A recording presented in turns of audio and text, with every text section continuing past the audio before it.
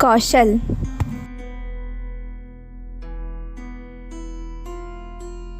पंडित बलराम से उनकी पत्नी माया काफ़ी समय से एक हार की मांग कर रही थी।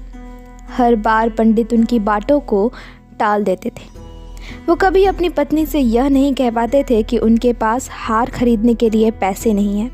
वो हमेशा कहते थे, घर में हार रखने से चोरी हो जाता है, ऊपर से हमेशा जौहरी हार के दाम को बढ़ाकर ही बोलता है।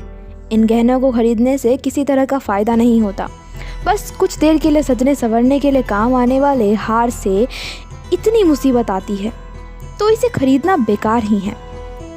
पंडित की पत्नी काफ़ी भोली थी।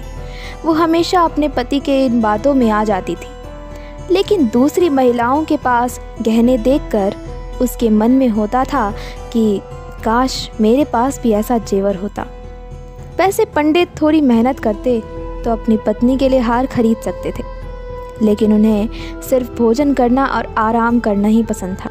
वो अपने आलस्य के कारण पत्नी की 4 बातों को सुनना भी बुरा नहीं मानते थे। एक दिन बच्चों को पढ़ाकर पंडित घर लौटे तो देखा कि उनकी पत्नी के गले में वही हार है जिसकी मांग वो लंबे समय से कर रही थी। हार देखते ही उन्होंने पूछा, अरे इतना सुंदर हार तुम्हारे गले में कैसे आया? पत्नी ने जवाब में कहा कि ये पड़ोस में रहने वाली महिला का है। मैं उससे मिलने गई थी आज, उसने मुझे ये हार दिखाया तो मैं इसे पहन कर आ गई ताकि तुम इसे देख लो। मुझे बस ऐसा ही एक हार चाहिए। पंडित बोले, पगली, तुम किसी दूसरे का इतना महंगा हार लेकर आ गई हो, अगर चोरी हो गया तो ये बनवाना ही पड़ेगा और बदनामी होगी जो ऊपर से वो अलग। पंडित की पत्नी कुछ सुनने को तैयार नहीं थी। उसने बताया कि ये 20 तोले का हार है और मुझे भी बिल्कुल ऐसा ही जेवर चाहिए। पत्नी की जिद सुनकर पंडित को घबराहट होने लगी। तभी पत्नी बोल पड़ी, जब सारी महिलाएं ऐसे हार पहनती हैं तो मैं आखिर क्यों ना पहन सकती? गुस्से में पंडित बोल पड़े, सब लोग कुएं में कूदेंगे तो क्या तुम भी कूद जाओगी? ऐसा नहीं होता है कि जो दूसरे करें हम भी उसे करें। फिर पंडित ने दिमाग लगाकर अपनी पत्नी को बताया कि देखो, इस हार की कीमत आने वाले समय में घट जाएगी। अगर आज मैंने इसे 1000 में लिया तो 1 साल बाद यह 600 रुपये का हो जाएगा और फिर 5 साल में इसकी कीमत सिर्फ 300 ही रह जाएगी। ये काफ़ी बड़ा नुकसान है, इसे सहकर मैं हार नहीं खरीद सकता। तुम जल्दी से इस हार को वापस कर दो। इतना कहकर पंडित घर से बाहर की ओर चले गए। उसी रात माया ने एक चोर को अपने घर में देखा। वो चिल्लाने लगी। जब पंडित ने कहा कि क्या हुआ तो बोली, मैंने अभी एक परछाई को देखा है, वो घर के अंदर है, वो पक्का चोर है। पंडित ने जल्दी से अपनी छड़ी और लालटेन पत्नी से मांगी। पत्नी ने कहा कि मैं डर के मारे उठ ही नहीं पा रही हूँ। तभी बाहर से कुछ लोग आ गए। उन्होंने पंडित से पूछा, क्या हुआ, घर में चोरी हो गई है क्या? पंडित की पत्नी माया बोली, नहीं, वो ऊपर छत से नीचे की ओर कूदा था और फिर हमारे बिस्तर के पास से तेजी से आगे भागा। मैंने उसकी परछाई देखी थी। तभी माया ने अपना हाथ गर्दन की ओर फिराया तो उसे पता चला कि पड़ोसन का वो हार उसके गले से गायब है। हे भगवान, कहकर वो अपना सिर पीटने लगी। पंडित बलराम शास्त्री ने पूछा, तुम उस हार को उतार कर क्यों नहीं सोई थी? सहमी सी आवाज़ में माया बोली कि मुझे क्या पता था कि आज ही घर में इतनी बड़ी मुसीबत आ जाएगी। तभी पंडित ने कहा, कहता था ना मैं कि जेवर सब मुसीबत ही लेकर आते हैं। अब समझ आया तुम्हें या नहीं? पंडित के पड़ोसियों ने तब तक पूरा घर छान मारा, लेकिन कोई चोर नहीं दिखा।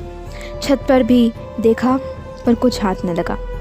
एक पड़ोसी बोला, लगता है किसी जानने वाले ने ही ये काम किया है। दूसरे पड़ोसी ने कहा, देखो, घर के लोगों द्वारा बताए बिना किसी को कुछ पता नहीं चलता है। हार के अलावा और क्या चोरी हुआ है वो देखना चाहिए। पंडित की पत्नी माया बोली, सब कुछ तो सही ही दिख रहा है। संदूक भी बंद है और बर्तन भी सारे घर में ही हैं। उस चोर को पराए लोगों का सामान ही ले जाना था। मेरा कुछ ले जाता, वो गहना ले गया जिसकी मैं मालकिन ही नहीं थी। अब हार का मज़ा आ गया ना तुम्हें? कितना समझाया, लेकिन तुम्हें कुछ समझ आए तब न बात बने। तंज मारते हुए पंडित ने कहा। माया बोली, पूरे 20 तोले का था। अब कह दूंगी उसे कि चोर ले गया, जो लेगी हार के बदले ले ले। पंडित ने झल्लाते हुए कहा कि तुम्हें बदले में हार ही देना पड़ेगा। पत्नी ने पूछा कि इतने पैसे तो हैं नहीं, इसका इंतज़ाम कैसे होगा। पंडित बोले, कुछ ना कुछ तो करना ही पड़ेगा, नहीं तो बदनामी होगी। तुमने उसका गहना रखकर बहुत बड़ी भूल कर दी है। माया ने दुखी होते हुए कहा कि मेरा भाग्य ही खराब है। दूसरों की चीज़ गले में डालकर मुझे क्या सुख मिला था कि मैं उसे पहनकर ही सो गई। उसके पति ने कहा कि अब खुद को दोष मत दो, देखते हैं कुछ न कुछ कर ही लेंगे। पड़ोसी से कह देना कि जल्दी ही उनका हार उन्हें मिल जाएगा। इतना कहने के बाद पंडित सोचने लगा कि आखिर ऐसा क्या करे कि उसे हार की कीमत का पैसा जुट जाए। उसके बाद पंडित ने अपने ज्ञान से धन कमाना शुरू कर दिया। पंडित को उस हार की रकम चुकाने की इतनी चिंता थी कि उन्होंने दिन में सोना तक छोड़ दिया था। बच्चों को पाठशाला में पढ़ाने के बाद श्रीमद् भगवत की कथा करते और फिर लोगों की कुंडलियाँ सब देखते। इतना करते करते देर रात तक जागते और फिर सुबह पाठशाला में बच्चों को पढ़ाने के लिए चले जाते। इस तरह दिन रात एक करके उन्होंने 6 महीने तक किसी तरह से उस हार की रकम जितना पैसा जमा कर लिया। जैसे ही हार की रकम पूरी हुई, पंडित सीधे ठीक वैसा ही जेवर खरीद कर ले आए और अपनी पत्नी के सामने रख दिया। पंडित की पत्नी माया पहले तो हार देखकर बहुत खुश हुई। फिर उसने पंडित से पूछा कि आप गुस्से में दे रहे हैं क्या यह हार। जवाब में पंडित ने पूछा, गुस्से और नाराज़गी जैसी क्या बात है? उसका हार हमारे घर से गायब हुआ था तो उधार तो चुकाना ही होगा ना।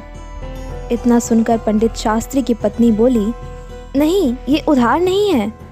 पंडित ने कहा, चलो उधार न सही, बदला तो है ना, जाओ उसे ये दे आओ। उसकी पत्नी बोली, नहीं नहीं, ये बदला भी नहीं है।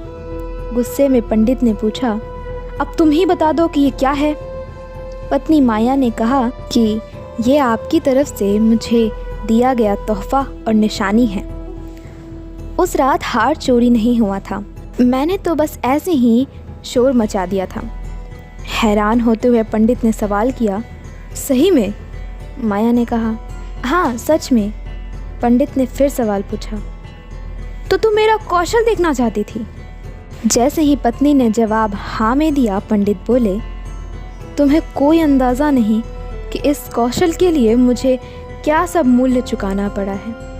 पत्नी ने मासूमियत से पूछा, 600 से भी ज़्यादा क्या?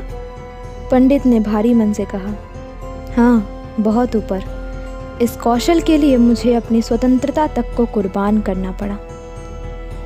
इस कहानी से हमें ये सीख मिलती है कि आलस्य में इंसान कई बार अपनों की इच्छा पूरी नहीं करता है, लेकिन जब उस पर जिम्मेदारी का भार पड़ता है तो वो उसे किसी भी तरीके से पूरा कर लेता है।